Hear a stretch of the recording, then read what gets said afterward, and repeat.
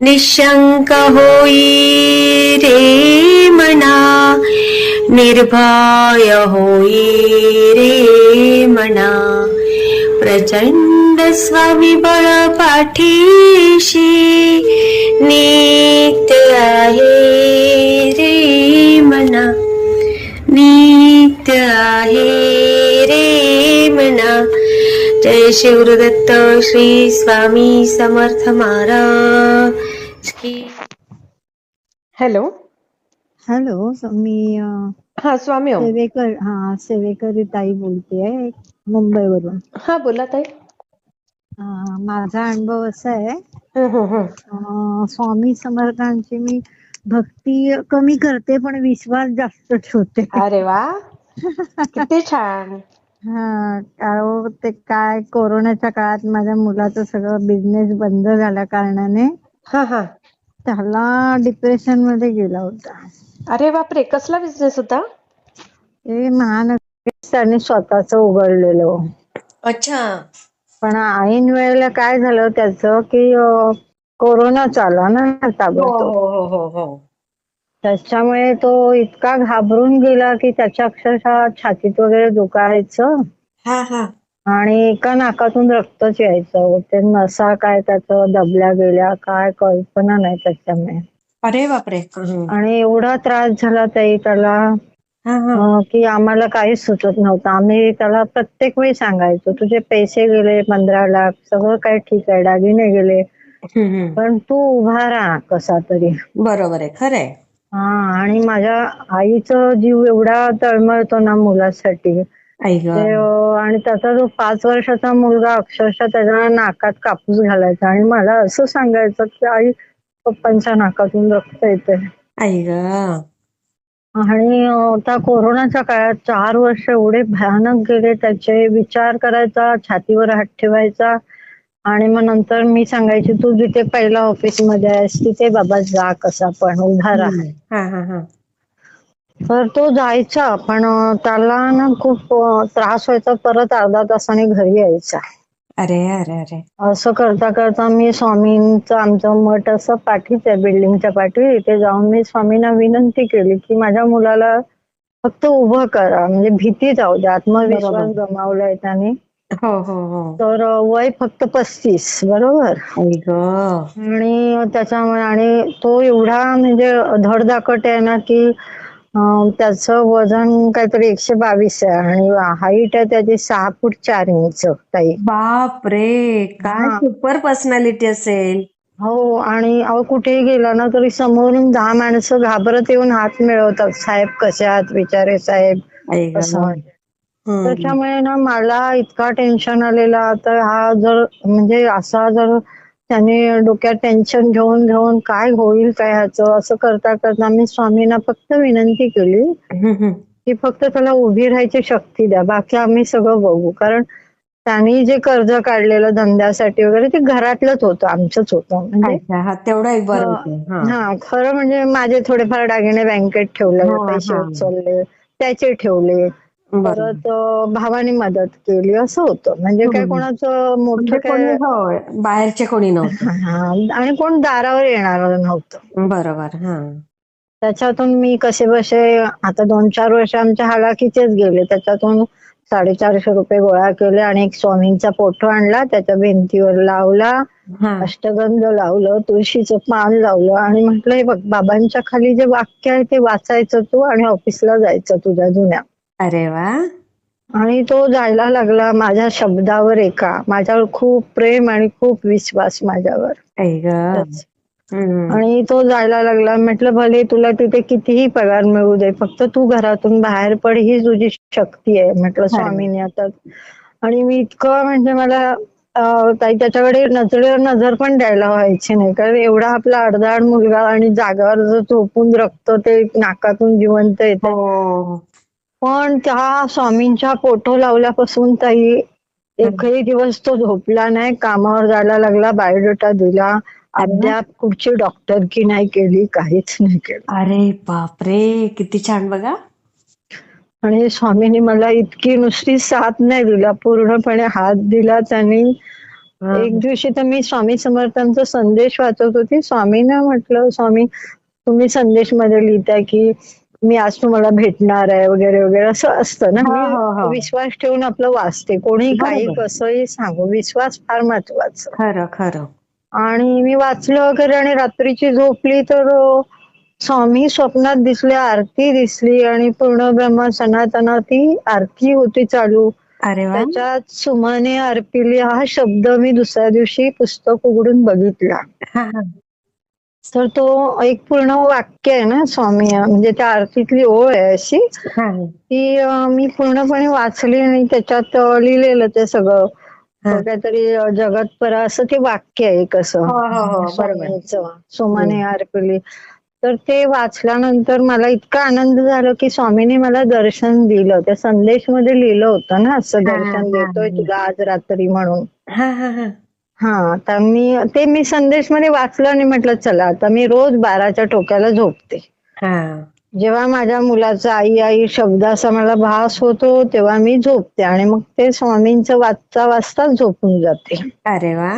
कारण तो माझ्या जवळ नसतो, तो दुसऱ्या बिल्डिंग मध्ये राहतो, म्हणजे 5 मिनिटाच्या अंतरावर आहे. हा हा हा हा.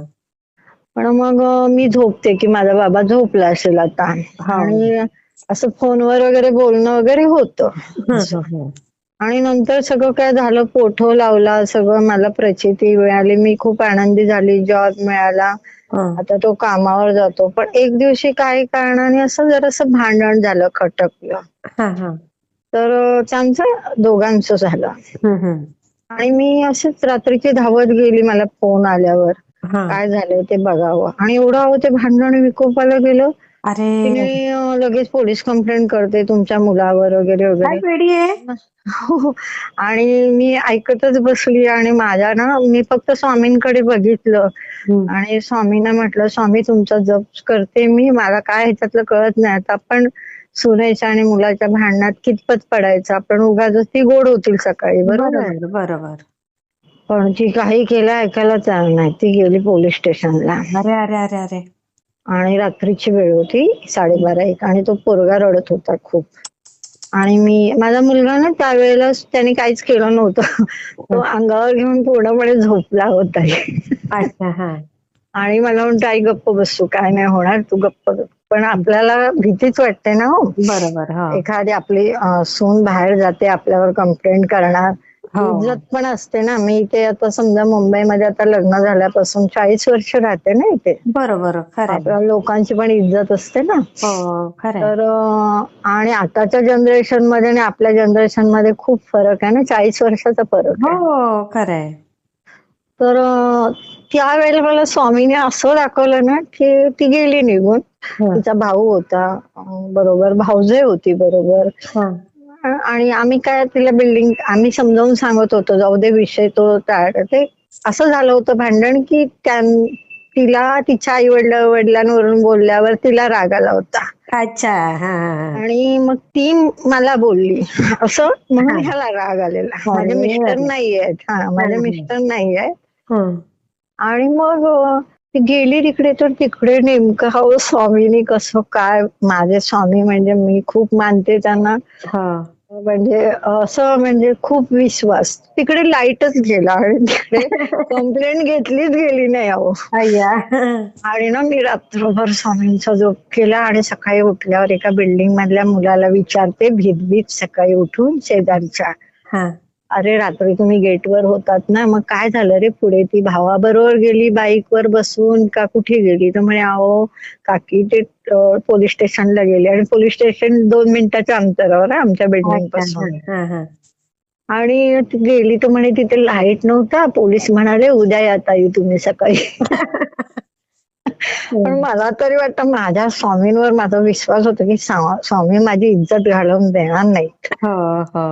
कारण आपण इज्जतीने राहतो. कारण मी एवढी बाई साधी सिंपल आहे ना की म्हणजे मी कधी कोणाच्या भांडणात पडत नाही. आणि मी अजून पण वयाच्या 60 वर्ष झालेत मला, मी भांडलीच नाही कोणाजवळ ताई. ते छान होत.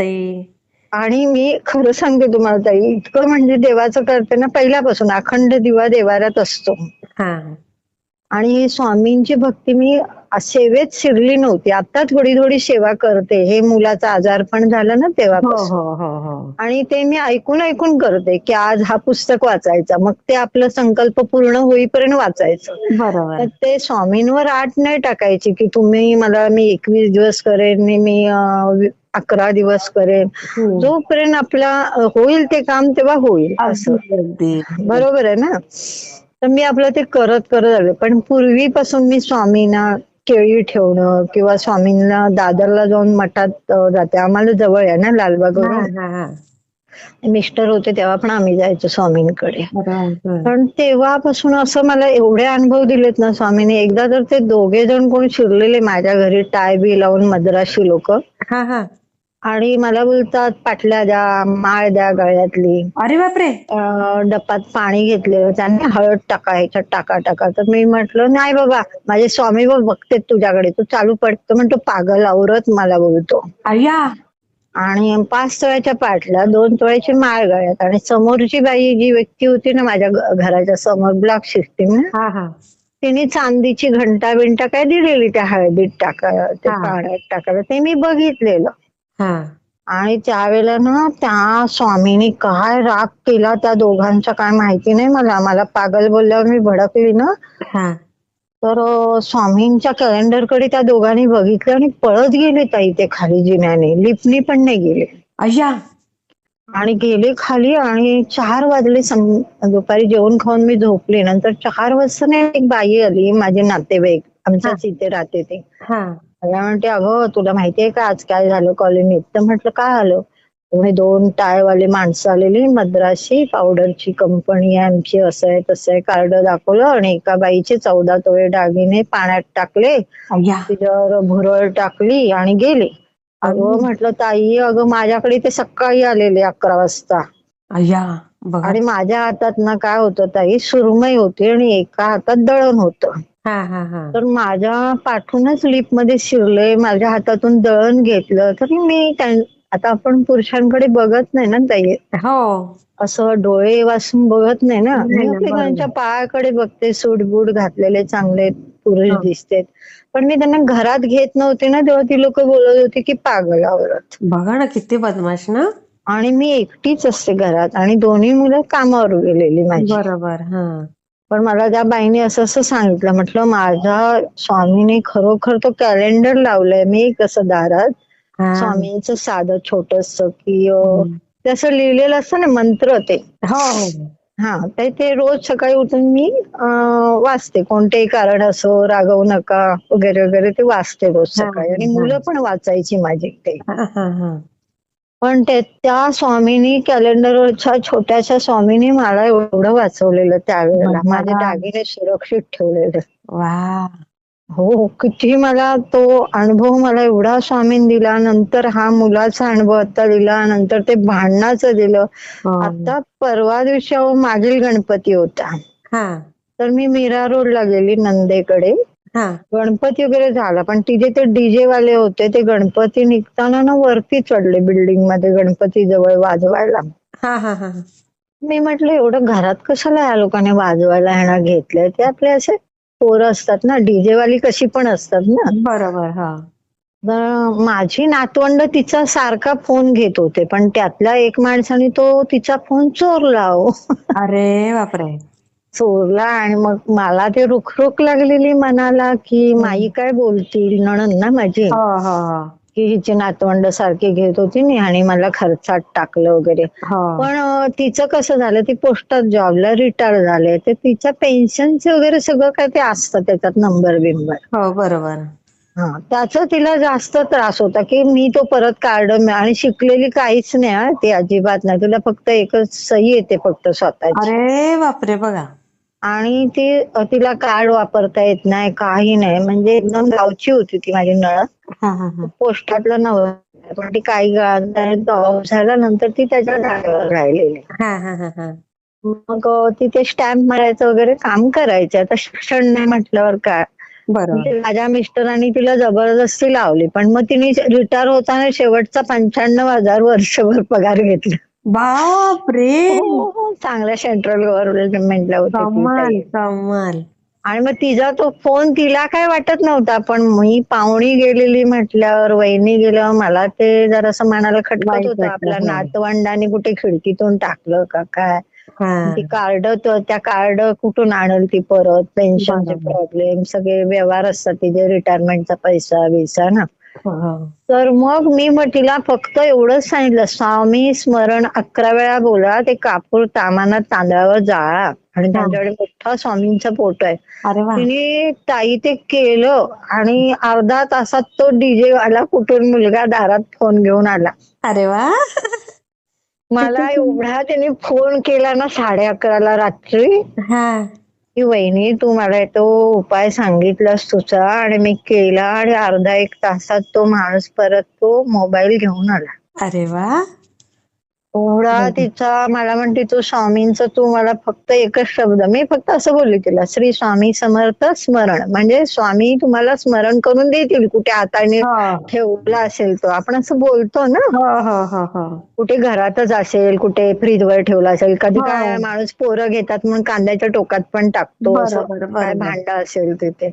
तो कालचा हा अनुभव मला त्या नंदेने फोन करून सांगितलं, की तू स्वामी स्मरण बोलायला सांगितलंस 3 दिवस, पण मी पहिल्याच दिवशी मला वस्तू आली. बघा आणि तो किती. पोरगा आला ना घेऊन, ताई तो माणूस, तो काय तिला बोलला माहितीये, हा.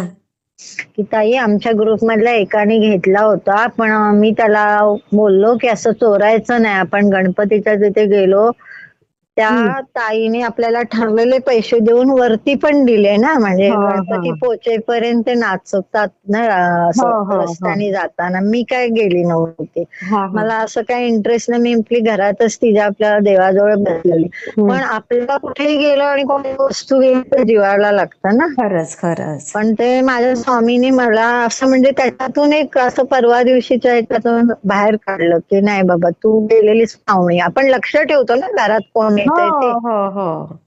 मी तिला बोलली, तुमची भांडीवाली आली, तिला मी कशालाच हात लावून दिलं नाही, कारण आत्ताच गणपती गेलाय, तर कचरा नको काढू, लादी नको पुसू सांगितलं, ती गेली परत. चालेल, मी शेअर करते हा ताई आता हे. हा ताई, हा, श्री thank स्वामी you. समर्थ ताई. तुम्हाला म्हणून नमस्कार हो, माझ्याकडून. माझा पण तुम्हाला. हा, हा, श्री स्वामी श्री समर्थ. स्वामी. मला कसा वाटला ते मला कमेंटमध्ये नक्की सांगा. आणि व्हिडिओ आवडला असेल तर लाईक, शेअर आणि सबस्क्राईब करायला विसरू नका. आणि हो, तुमचेही असेच काही अनुभव असतील तर या दिलेल्या नंबरवर रात्री 9 ते 10 ह्या वेळेमध्ये तुम्ही शेअर करू शकता.